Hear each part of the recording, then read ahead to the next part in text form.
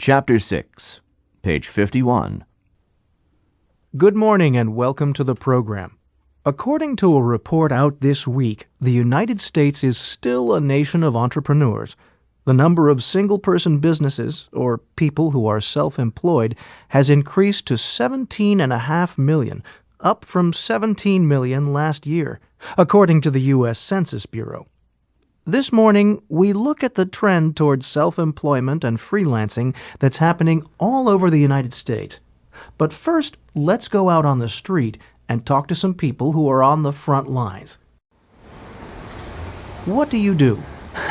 I have 3 different jobs. I'm a substitute teacher, I write for a website, and I volunteer at an art museum. Wow. How do you juggle all that? Well, it's not all that bad. I only teach for a couple days a week, 2 or 3 days a week usually, and I do the website work at home, often during the evenings. So there's not that much conflict. You could call it variety.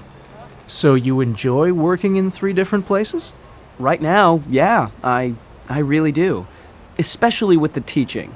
When you're a sub, you don't get involved in the day-to-day stuff or the paperwork or the politics. You just go in and do the job, and then you go home. And it's flexible. If I don't want to work, I don't have to.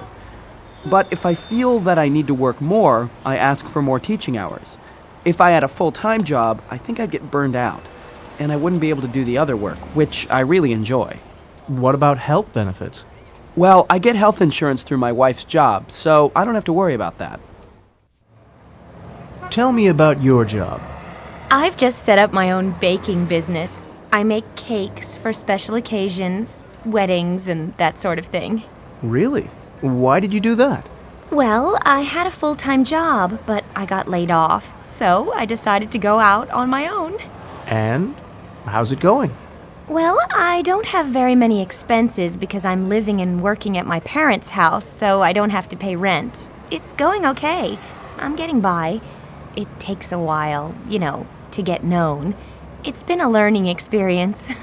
I've learned a lot about managing a business. What are your plans for the future? Well, I need to work on marketing, getting out there and selling myself. I'm not very good at that part of it. Ideally, I'd like to work with a partner that could do that. Maybe I'd like to have my own place someday. But right now, I'm just taking it a day at a time. Back to the studio now, and if you've just joined us, the subject is the recent report that shows 17.5 million self-employed people in the United States. We're talking to labor specialist Jenny Wong. Welcome to the program, Jenny. Thank you. Jenny, can you tell us who these 17.5 million people are? Well, there are different types of people in this category. There are the entrepreneurs, like the young lady that you interviewed, the ones that have their own one-person business. They're the ones we usually think of when we think of self-employment. But then there are freelancers, who might go to work in different places or work on a contract basis. And there are the people who are employees, but who also work for themselves part-time, like the first person you spoke to. What kind of work do these people do? Well, the greatest rise in self-employment has been in professional and business services. That would include people like freelance web designers, marketing consultants, and so on. The second biggest category is construction workers. That would include carpenters, painters, electricians, and so on, who work for themselves. And why do you think self-employment is on the rise? Are we really a nation of entrepreneurs, or is there something else going on here? Well, some of it's economic. There are people who've been laid off, so they've decided to go out on their own. Another reason is the growth of the software industry and the media, where they've always used a lot of freelancers, writers and programmers and so on. There are a lot of people working in those areas now. But there's also been a change in attitudes. There are more people who want the advantages of self-employment. They're finding it preferable. Being able to manage their own time, for example. They want to have more control over their own schedules. Exactly. What are the downsides to self-employment?